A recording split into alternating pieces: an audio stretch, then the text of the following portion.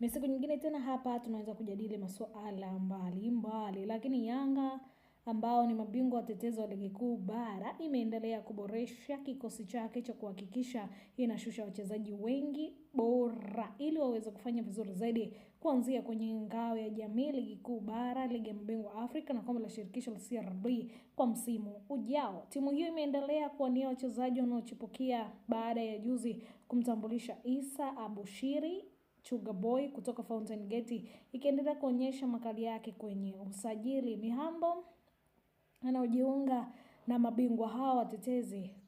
kukiwa na ushindi ndani mkubwa na nafasi ya kikosi hicho kwenye nafasi ambayo tayari na majina makubwa akiwemo Clement Mzize, Depo, Emmanuel Mwanengo, Edwin John, ambapo wanataka nafasi ya kucheza mara kwa mara. Hata hivyo wanatakiwa kupambana kuhakikisha wanawashawishi kocha mpya wa timu hiyo kuingia zaidi, lakini anajiunga na Yanga akiwa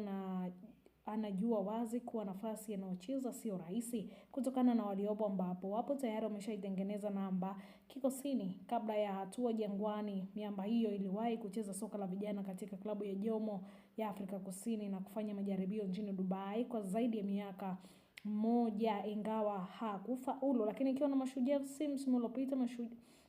mshambuliaji huyo hakupata nafasi ya kucheza kwenye mechi nyingi kutokana na ushindani wa kikosi uliofanikiwa kufunga mabao mengi mazuri zaidi. Lakini miongoni mwa wanaosajiliwa Yanga na kutoa nafasi ya kudumu kikosini ni pamoja na Shehamis ambaye licha ya kumuonekano kuwa na kipaji kikubwa ameshindwa kujihakikishia nafasi ya kudumu kwenye kikosi. Taarifa inaeleza kuwa